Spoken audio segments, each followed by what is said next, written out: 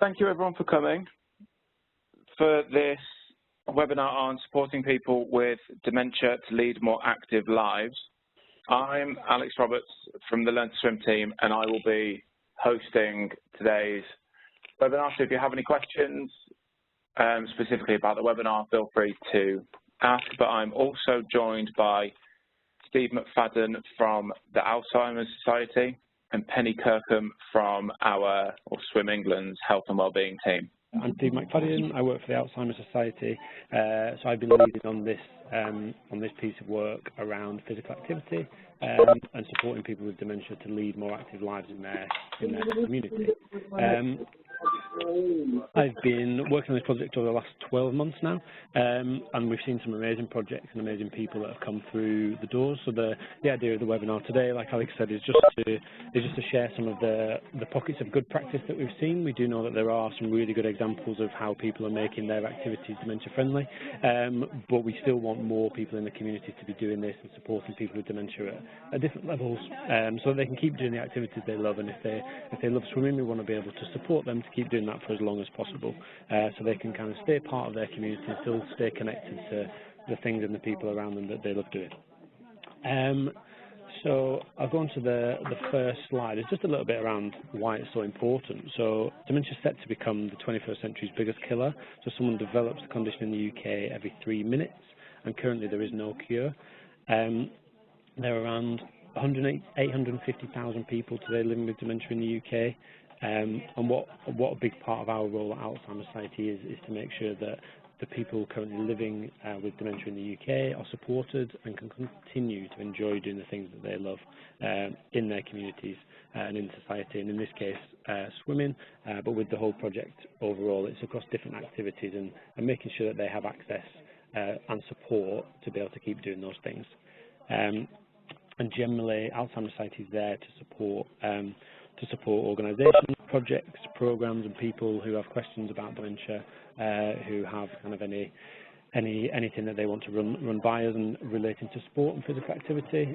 My role is here to kind of support you and work with organisations like Swim England to kind of help get the best information out to people. So I thought I'd just touch on a little bit. You never know how people's knowledge of dementia is and what information they do know. So apologies if you've already got a good understanding. That's great. But I thought I would just go into a little bit about what dementia is, just briefly, just to give a bit more context to the webinar as well. So the word dementia describes a group of symptoms that may include things like memory loss, difficulties with thinking, problem solving, language, often things like changing mood as well, and perceptions and behaviours. They can usually be quite small to begin with, but for someone with dementia, it can quite quickly become to have an effect on their daily life. So dementia is the kind of umbrella term that describes all different types of dementia. So Alzheimer's disease is the most common type of dementia, but there is over 100 different types of dementia. But yeah, Alzheimer's disease is the one that most people have heard of or will talk about because it is the most common. We've been working with Sport England and the Richmond Group of Charities, which is looking at a wider project around how people with different long-term health conditions can move more as part of their day-to-day life. So this project is a big part of that, and we're trying to support not just people living with dementia, but people with other long-term health conditions as well, and how they can move more and share best practice and learning across the whole sports sector, so that more people can benefit from this. The question we get asked quite a bit is, like in terms of the amount of different health conditions across society, why is this one so important? So for us, when we talk about being dementia friendly, we talk about dementia friendly is friendly for everyone. So dementia itself is such a complex and multifaceted condition that the things that will affect somebody through their dementia, like I mentioned, things like memory loss, it's perceptual challenges, may affect balance, and other things around long-term health conditions. So the process and the learning that you go through to become dementia friendly can actually just make you make your environment a better environment for lots of different people and a bit more welcoming for anyone with a long-term health condition. But just generally, a dementia-friendly environment is a more friendly environment, and nobody argues with going somewhere that's a more friendly environment. So that's how we try and talk about it in terms of dementia-friendly, and we'll go in a bit more detail in a minute on what that looks like practically and what that means. A big part of the work that we do here at Alzheimer's Society is we involve people with dementia at all stages of our work. When developing the Dementia-Friendly Sport and Physical Activity Guide, we worked with partners like Swim England and other national governing bodies of sport, physiotherapy organisations, those kind of organisations, but we really wanted to get the input from people living with dementia and their carers, and understand some of the challenges that they face, and how we can take that insight and that learning to apply that into the guidance, so that more organisations and people can make those adaptations to make someone feel more welcomed or supported to continue doing those activities. So these were a couple of the main things that we took away from that insight. So we ran some focus groups, we spoke to people on different forums, we kind of visited projects where people with dementia were already participating, and just found out a bit more about what they liked in terms of physical activity, and asked them what some of their suggestions could be to people in terms of adaptations and things. The first one was, initially they came out as they were worried about other people's perceptions, so that was things like people not understanding their difficulties, a fear of not meeting the required standards, so if they're maybe not as fit or as active as they used to be, or didn't think they could kind of live up to what they thought, or what other people maybe going into a swimming pool or a leisure centre would be. And a lack of confidence to find activities that they feel comfortable taking part in. And confidence is the main barrier in terms of people living with dementia, getting out and being part of their community. And that was one of the things that they're just generally about being worried, which was the first kind of thing that we found. The second thing was around worrying about what to expect. So that was not knowing who to ask or speak to for additional support once in that environment. Thinking about how loud it can get with things like noise and background noise and loud environments. Things like leisure centres, swimming pools and gyms can get quite noisy, and I think a lot of people worry about that. And then kind of, again, not knowing or misjudging the ability level of the activity. So if the activity isn't advertised in the right way, they might think it is a beginner session, but the group might be a bit more advanced, and they might feel a bit uncomfortable there as well. Another thing was, obviously memory problems are, for a lot of people living with dementia, a big thing, and the challenges that presents with it as well. So some of the things that they mentioned were forgetting where their locker is, so being unsure or forgetting how to use certain bits of equipment, confusing information or being able to find the right words to describe the items that they need. So in some instances, they might not remember the word for a changing room, and they might not be able to recall that, so they might call it something else, and kind of the challenges and the confusion that could be caused around memory problems. And then there's problems with kind of mobility and navigating around any facility.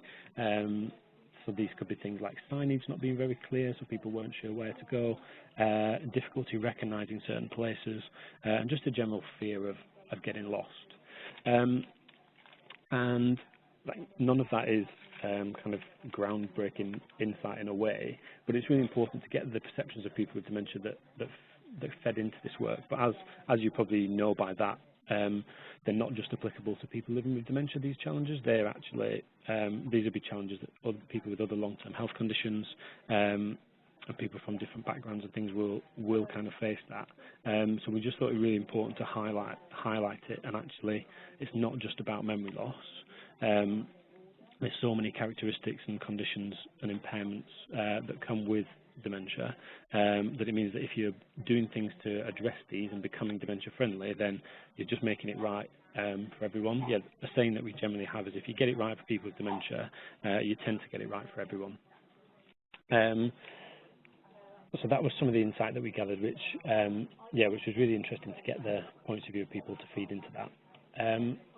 Then I just wanted to talk to you a little bit around the guide, so the guidance piece itself. So the Dementia Friendly Sport and Physical Activity Guide, so we launched it in February this year with some industry kind of leaders. We had, like I said, we had key partners helping us pull the guide together to make sure it was applicable to lots of people across different settings.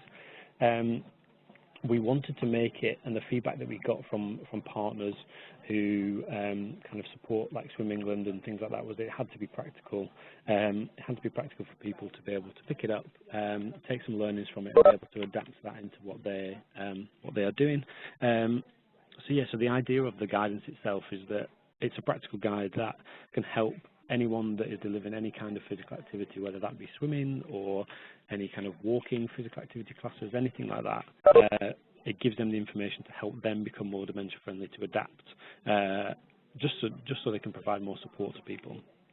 So within, as you can see on the slide here, we kind of break the guide into three main sections. So we call them the 3 Ps. So we talk about people, program, and place.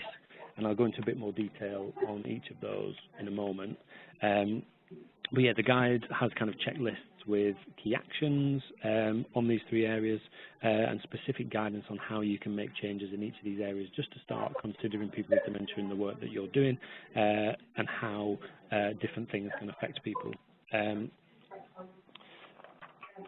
So I'll talk a little bit more about each of the sections just so you get a better idea of what that looks like. So the people section is around kind of awareness, training and support. People, as you're aware, are so important, whether that's coaches, instructors, volunteers. They're a huge part of people's experience in being physically active. And actually they've got a really big role to play in encouraging people to stay active or to get active.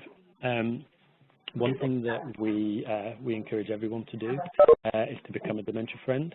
So Dementia Friend is an Alzheimer's Society program, so it looks at giving people a better understanding of dementia to inspire them to take action within their community to help people with dementia. So it's the biggest ever initiative to change people's perceptions of what dementia is and transforming the way that everyone across the nation thinks, acts and talks about dementia. I'm just getting a bit of background noise on the line. If everyone can just mute their phone, please, that would be great. Thank you. So there's over 2.9 million dementia friends in the UK, and when you become a dementia friend, you learn a bit more about what dementia is, and you understand the condition a bit more, so that if you're working in the community and you come across people with dementia, you've got a bit more understanding and patience in terms of how to help them and how to have that conversation with them. So to become a dementia friend, there's a few different ways that you can do it. You can watch videos online, you can go to face-to-face sessions in your community, so there's lots of different ways of doing it. And all you need to do is you pick up 5 key messages that we talk about with dementia friends, and then you commit to going away and taking an action. So whether that is something as simple as wearing your dementia friend's badge so that people know that you are a dementia friend and they can maybe feel comfortable in coming to talk to you if they want to take part in swimming or if they're wanting to start swimming, or you can go as far as kind of setting something up like a dementia friendly swimming offer in your local leisure centre or whatever it is. So that's a little bit about Dementia Friends, and with that, so any organisation and any individual can become Dementia Friends. So if anyone's got any questions about what that is or what that looks like, then more than happy for people to come to send questions or to ask for any information after. We always say it's good to have someone at a senior level within organisations to become a Dementia Friends champion. So that means that they can then deliver Dementia Friends session across their organisation. So that just to give people a better understanding of what it is, get people talking about dementia more, so that it takes away that stigma from it, and just creates a better environment for people to feel comfortable with that. Generally, we talk with the people section. We talk about creating a supportive environment. So wherever that is, whether that's poolside or in reception or when people are coming into a new environment, it's about being patient, being understanding, being open to conversations with people, so that they just feel comfortable being in a different environment that maybe they're not familiar with. And then we look in this section to signpost people to the various different support that is out there. So yeah, there's lots of different support. We've got a list of useful organisations at the back of the guide, and generally we've got there's a national dementia helpline. So anyone who is affected by dementia who may have any questions can ring up the helpline and ask for support and guidance for them locally as well. So that's a little bit about the people section. The next section we talk about is program. So that is looking at how different people can adapt their programs and make specific considerations to keep people active with dementia. So we look at, one thing we say is for people to look at what they already offer. So you may have offers within your facility that are you can make some small changes to and promote them out to people affected by dementia to come in and enjoy. There may be a need to set something up specifically if there's a large enough group of people with dementia in your local area. So those are the kind of things we look at in this section. I'll go on to some of the case studies in a moment which are swimming specific because I thought that would be quite helpful. But actually there are a lot of case studies in this section of the guide that looks at things like walking football, seated activity classes, a real range of different activities.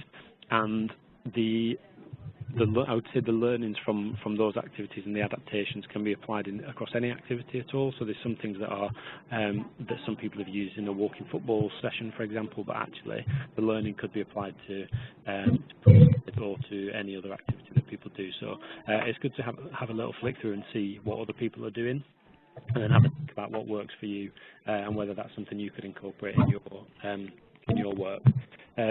One of the things that came out of the research and the work that we did was around designing social and respite opportunities for people with dementia and their carers as well. So actually the social side of any physical activity is arguably as important as the actual activity itself. We found that people, in terms of swimming projects, people will come to the leisure centre beforehand, they will have a cup of tea, they'll have a chat to people if it's a specific group that they come to every week. They will then go for their swim, they'll come out and they'll potentially have lunch afterwards, and it can be a real kind of focal point of the week. And we just say in terms of designing that offer and what that looks like, it's really important to make sure that that is kind of recommended to people as well. It can often be the thing that people look forward to in a week, or maybe the only activity that people do get out to in a week. So it's really important to kind of make the most of that and kind of provide that information for them, whether that's for their carers as well, if their carers wanted to kind of be in that environment. So it's just really important to consider that and think about that as well. We want people to be creative and innovative with the work that they do and the programs that they have. With what we say with dementia, every person is different and every dementia is different, and actually with that there's no kind of one size fits all in terms of a program. So we want people to be creative and innovative, work with local people with dementia to try and find what works and find solutions to any barriers and things that people may have. But yeah, people won't get it right straight away, but we don't want that to be a barrier to people. If you're doing it in the right way and looking to find solutions, then that's really important for people. We talk here about engaging with local services. So we have across the country, there's Alzheimer's Society staff across the country in a number of different locations with slightly different roles, but there is lots of local services that are there for people for you to access and talk to. They have access to local people affected by dementia, and it might be that they're looking for activities to do in their local community. So it might be something that you can kind of link to them. We have a Dementia Connect directory online, which you can kind of put in a postcode and find out what activities are around the area where you are, and then from that you can pick up conversations and see whether there's anything you can develop from that. We also have dementia-friendly communities across the country as well, so they are local communities that work together, so whether that be a town, a village or a city that brings lots of different organisations together to look at how they can work together to make their area more dementia friendly. And actually with lots of different partners working in those communities, again, they have access to organisations that are working with people affected by dementia, and actually it could be a really good start of a conversation if you are looking at setting up some kind of offer for people living with dementia, to have those conversations locally with those communities and see what's already out there, and what you might be able to kind of work on and pick up. But yeah, this whole kind of program section is looking at why and how it's really important to learn from other activities and learn from those examples of good practice that is already out there. And there's still lots of, since the guide was launched, we're still getting some really good examples coming in with new adaptations and new learning that we're trying to kind of get the messages out and share as well. So if there's anything that you are doing in terms of dementia-friendly swimming or any learnings that you've got, then yeah, please do share them with us, because we're really interested to see the stories of what's happening, and again try and use that and help that shape any future work that we do. So that's the program section. And then the final section that we kind of talk about is play. So this is looking at the physical environment. So we look at things like there's a self-guided accessibility audit at the back of the guide. So that looks at different areas of a leisure centre or a different environment. So things like the parking area, some of the adaptations you could potentially make to the parking area, because it's obviously not just when people get to the pool. There's a lot of steps before people physically get into the pool. Things like the entrance and reception, the navigation around a leisure facility, those kind of bits. And then there is a section in there as well around swimming and poolside as well. So that was working with Swim England and the guidance that they have with things like improving signage. A couple of examples is they marked kind of footsteps on the floor to guide people to find the pool and the changing rooms. They had kind of freestanding pop-up signage that was used, and yeah, a few different things around supporting with lockers and stuff like that. So there's some really good guidance in there as well. Be aware of the potential barriers and challenges that people have. So again, the guide gives lots of different ideas around. We talked a little bit about the insight from people living with dementia and what challenges they face. But if there is people coming to your pool that are living with dementia, just kind of have that conversation with them and ask what their challenges might be, and figure out ways of how together you can support them to overcome those. It's often really, really small changes that can make a massive difference. So that is, understanding kind of barriers and challenges, and then looking at things like the signage and the lighting in the facility, just to make it easy for people to navigate around. And then looking at poolside and things like that. So I wanted to just go on to a few examples, a few case studies, just to give you a bit of an idea of some of the people that we've been working with or some of the projects that we've seen, to give you a bit more information. So you'll see the slide on the screen is a lady called Tracy Shorthouse, who she's living with dementia. She's a retired nurse, so she's been working really closely with me on the project and has been to speak at several conferences and events and things with us. And she's a real advocate for being physically active. And the reason I put, so Tracy's main kind of physical activity routine is going to the gym. She goes to the gym kind of 2 or 3 times a week.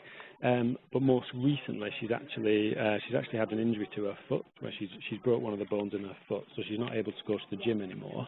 And she hadn't been swimming for, I think she said 15 years. She hadn't been swimming for a long time, and she was a bit worried. She was a bit concerned about whether, as her dementia developed, whether she would have forgotten how to swim, or whether there was a real kind of confidence issue and lack of confidence in terms of going to that pool. She went to a local pool, and she found it quite busy and quite loud, and it might have just been the time of day that she went, or a conversation with someone in the leisure centre might have helped to kind of identify some of the quieter times when she might have been able to go.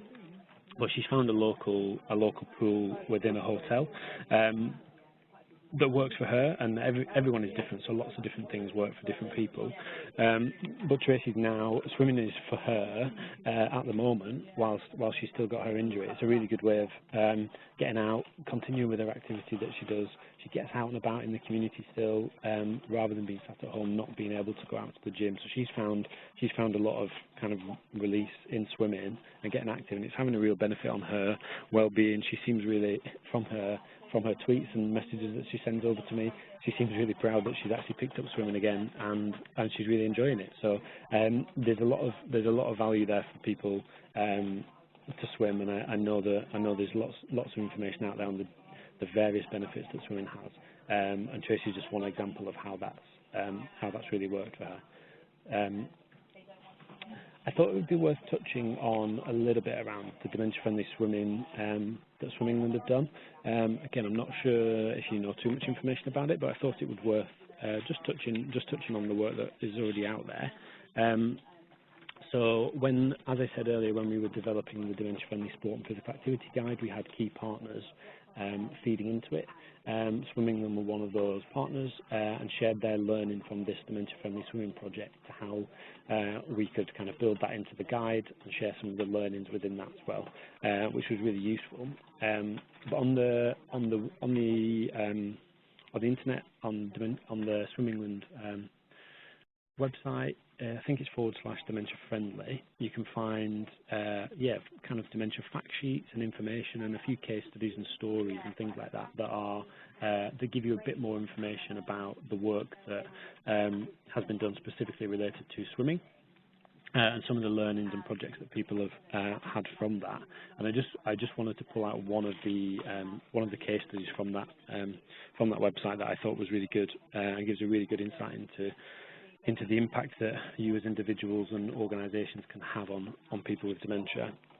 So there was a case study on there that talks about a lady called Alice who's living with dementia. So she learned to swim from a very young age, but after her diagnosis, she'd avoided swimming. She probably felt that, again, that all those kind of issues we talked about earlier, with things like confidence and maybe feeling that she's not able to do anymore. So she avoided it completely. There was, I think, a conversation that she had with a local activities coordinator, encouraged her to take part in dementia-friendly swimming sessions. And then since then, she's been going once a week with other residents of a care home, just so that they can enjoy being part of the pool again. Now, interesting, when reading this, Alice wasn't actually swimming in the pool. She said that, I think the quote that she said was that she has difficulty walking, and she actually uses the pool as a way to kind of walk up and down rather than swim.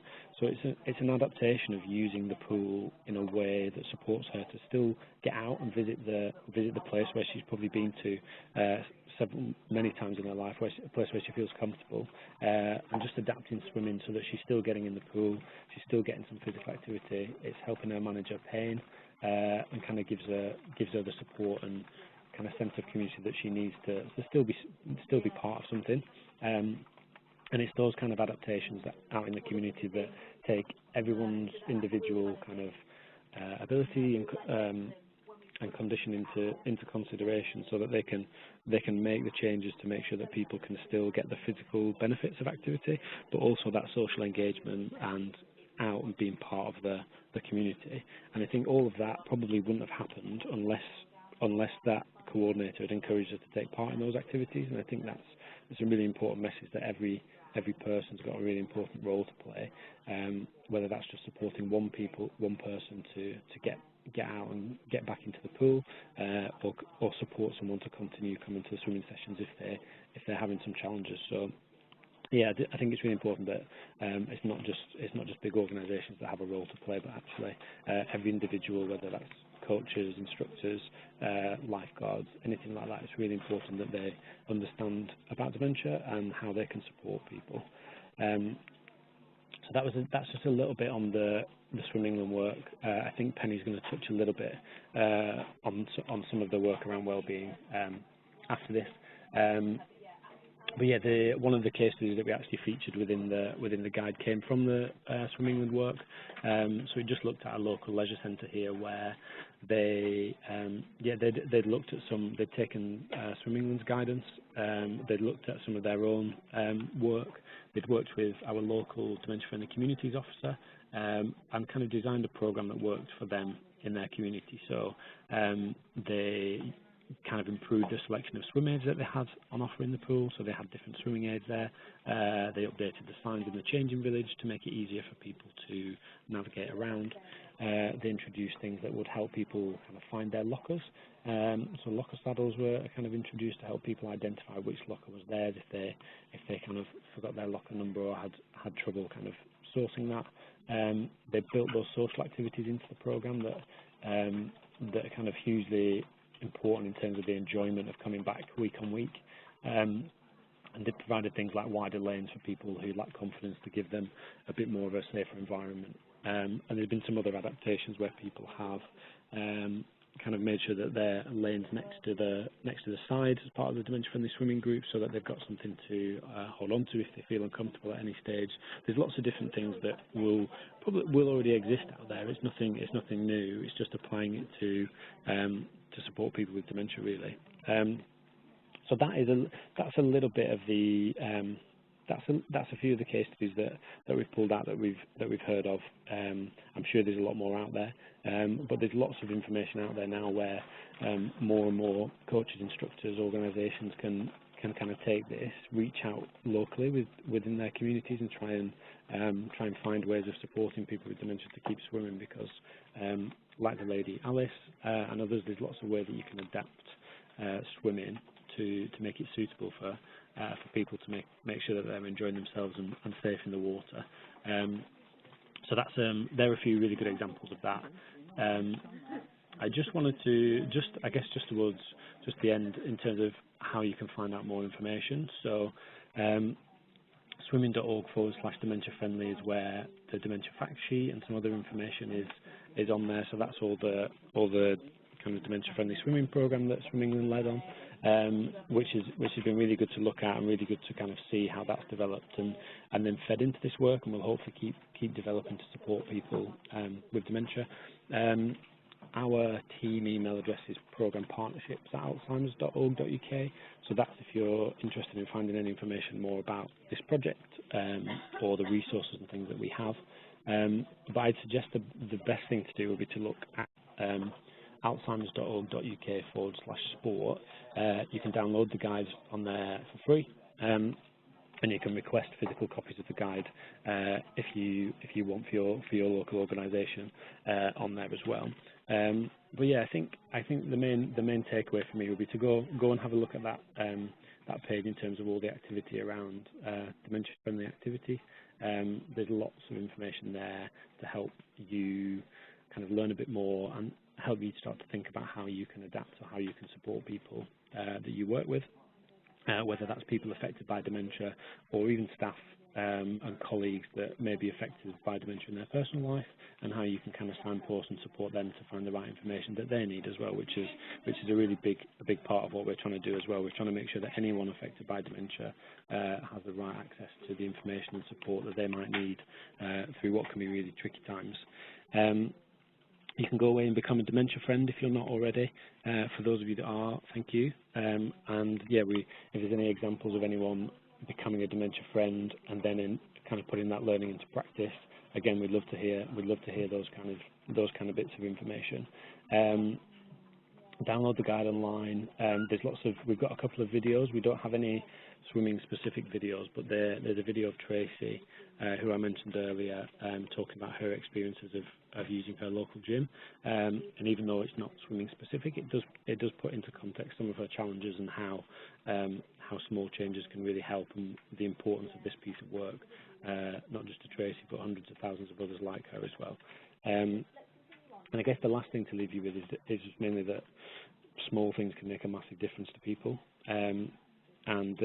Just that little bit of extra thought and consideration, patience and understanding can really go a long way. So just kind of hope that lots of you kind of go away and I guess think about this topic in a bit more detail and see whether there's ways that you could support people with dementia in your local area. So I think that's most of the information. I didn't want to bombard you with too much information initially. Obviously, if people want to continue conversations with us, then please do get in contact. But yeah, I haven't been able to see any questions coming in because I've got the presenter slides, but I'm not sure if Alex has seen any questions that have come in, or if anyone's got any questions to type them in the chat box. I'll be happy to stick around and answer anything that pops up. That was great. Thank you, Steve.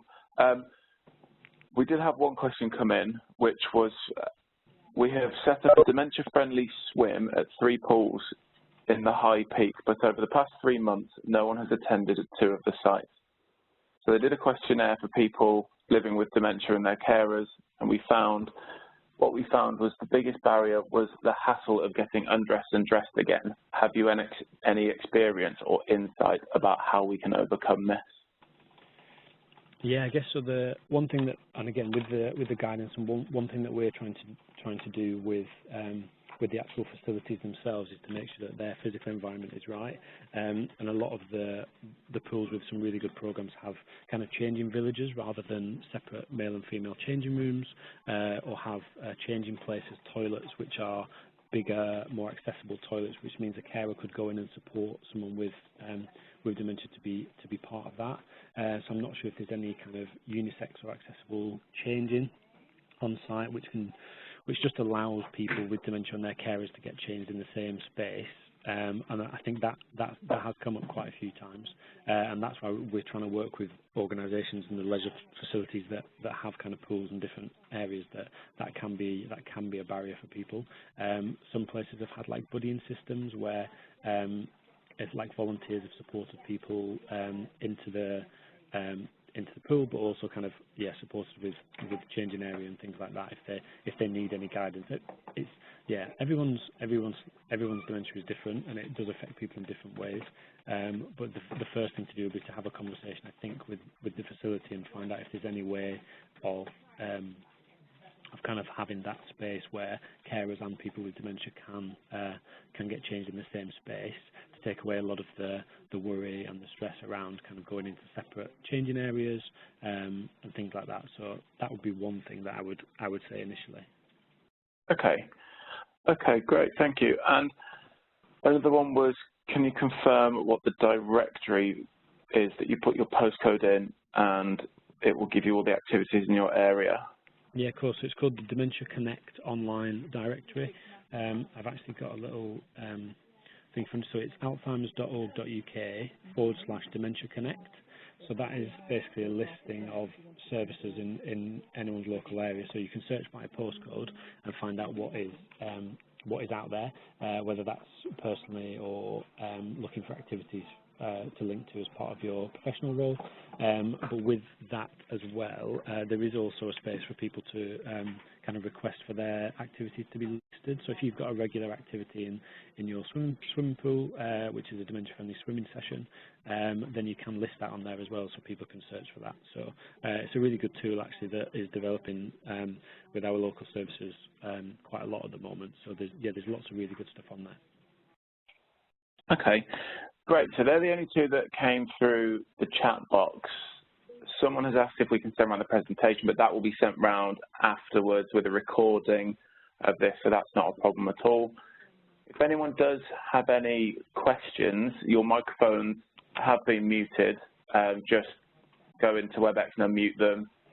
If you don't have any questions, we will carry on and hand over to Penny. Which is my job. I'm just finding the button to hand over to Penny. Just give me 1 second.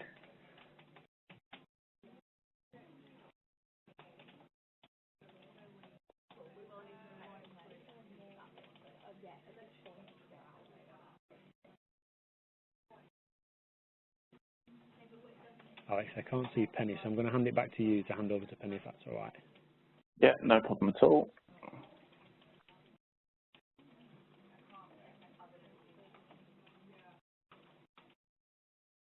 There you go, Penny. Thank you, and thank you, Steve. I'm just going to run through a few slides now on the water wellbeing model. Apologies to those of you that have already heard about it, but obviously for those of you that haven't, it will either spark some interest or just give you some information on what Swim England are currently doing in the health and wellbeing sector. Just give me a second.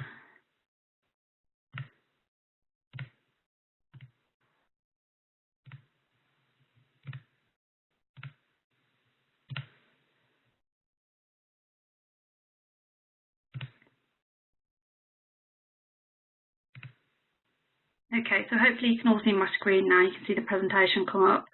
Hopefully everyone can also hear me okay. If there are any problems, just type into the chat button, and hopefully Alex will let me know if there are any issues. Swim England's water wellbeing. So I'm just going to briefly mention this document, so the health and wellbeing benefits of swimming. This was pulled together by our Health Commission on the benefits of swimming, and it's about a 150-page long document, unfortunately. I mean, it's not an easy bedtime read at all, but it's pulled together all of the evidence out there on swimming and health. It also managed to highlight all the gaps in research for us on certain health conditions. Now, there is a shortened version of this, which does kind of round up all the information that's provided in the larger document. I've put the link to the document at the bottom, so feel free to have a read of that. I mean, it's really useful for things like funding bids, if you're thinking of putting in a funding bid or anything like that and needed to pull some research specifically around aquatic activity or swimming. Again, if you've worked with Swim England closely in the past, you may have already seen the Free Frontier model. It's based on insight, and it ensures our projects and programmes are structured. So they take into account a number of factors, and this ensures that we bring in new audiences while also retaining existing audiences. So it's split into 3 frontiers. So Frontier 1 is all about increasing swimming's visibility and relevance, and really this focuses mainly on like promotions and marketing and making sure we're getting those the right people. So what motivations people have to swim, finding those out, and then ensuring that the promotions and marketing are structured in a way that it's really good for them to be able to say, yes, that's something that I want to do. Frontier 2 is the actual environment itself, so improving the actual environment so that when people come into a leisure facility, they have a good experience from the offset. And then Frontier 3, so what's actually happening in the water. So ensuring that there's something tailored in the water that caters to different and specific needs. So this, the reason we've got this slide in there is because it's been used as a basis to develop the water wellbeing model for us. So what is the water wellbeing model? Really it's made up of a variety of components, and it's really there to support leisure centres to become more accessible to people with long-term health conditions. And it follows on really nicely from Steve's slides, purely because the start of this work was around the Dementia Friendly Swimming project that we were funded by the Department of Health. And this piece of work has now progressed to include all people with long-term health conditions rather than really focusing on one specific health condition. As part of this work, we will work with sites to incorporate all the different components, and that really starts with a site review and developing an action plan with the site. So our health and wellbeing team will sit down with the leisure site and scope out what the site currently has in place and really pull out the gaps for that site, and that then develops an action plan and really helps us to then decide how much support and we need to offer the site to get things in place. We then look at the delivery of some training, and this training is for all front of house staff, and that includes like receptionists, lifeguards, leisure attendants, just anyone really that would come into contact with someone who's using the facility who has a long-term health condition. The training is currently face-to-face delivery. It's about 2.5 to 3 hours long, but we are currently in the process of moving that training online because we've realised how hard it is for staff to release, leisure centres to release staff for periods of time. And really that training focuses on long-term health conditions, really creating some understanding and empathy for the staff on things to be considerate about when people are coming into the leisure facility with long-term health conditions. The next stage would be to do an environmental audit, and I know Steve has briefly touched on sort of the environment for people with dementia. It's just doing a whole assessment of the site, and that's right from the car park right through to the changing facilities and poolside. It's not a pass or a fail, it's just more of an awareness raising tool. So for example, some of our sites have noticed that the signage isn't probably as clear as it could be from reception through to the changing area. So in order to make that better, they've just literally laminated some paper and just made the signage really clear as to where people need to go once they move from reception area. And we're not asking you to knock the leisure centres down and rebuild them. It is more of an awareness raising tool. And then the 4 boxes underneath. So these are the different programs that we've been working with sites on to incorporate to give that frontier 3. So looking at what's actually happening in the water. I'll start with Pool Pod. So we've recently received some funding from the London Marathon Trust to fund 20 pool pods across the country. And a pool pod is just a more accessible way of getting into the water, and it helps save a little bit of dignity for people with mobility and issues and disabilities, rather than having to ask someone to use the hoist. They can use the pool pod themselves. It's all self-managed by the individual. And so they can get themselves into the water and then again get themselves back out of the water. There's marketing materials being provided and supported by Swim England, and then at Pool Pod are offering training and a manual for the sites to be able to use that correctly, safely. The other programme is exercise referral. So we've been sitting down with the sites that we're working with and looking at their GP referral programme and how it works. And then seeing how we can incorporate aquatic-based exercises into that rather than just land-based. And one of the ways that we have done that is by developing a qualification called Aquatic Activity for Health. And the aim of that qualification is to bridge land-based exercise with water-based exercise. So it is for level 3 GP referral instructors, because we're assuming they've got all the health knowledge, and it is just an add-on in terms of the water-based information and knowledge. And it gives them, hopefully, the knowledge and confidence to prescribe water-based exercises for people with long-term health conditions. And then on the back of that, they will receive exercise cards, which they can then take back with them to the site level. And just as a reminder of some of the exercises they can do with individuals for different health conditions. The third one is Learn to Swim. So the sites that have adult Learn to Swim sessions, we're looking at how we can make these more accessible for people with health conditions. The ways we've done that, we've got some online training. The IS have got a CPD for swim teachers that all swim teachers can access. I think it's about £15 per person. And then we've developed a guidance on health conditions in swimming. So this guidance is an A5 laminated document, and it is aimed for swim teachers to use on poolside. And it's got every single health condition in there that you can think of, and it's not by any way prescriptive. It's more of an awareness thing. So if a swim teacher did want to work with someone, say with a I don't know, a knee injury or a hip injury or something like that, it's just got things to be aware of, swim-specific strokes that would benefit that individual, and then things also to be aware of, so things not to do with that individual. And then finally, Good Boost. So we're working with a company called Good Boost, and that is a tablet-based system in the water, and it's all based around artificial intelligence. So in a Good Boost group session, each individual would have their own tablet.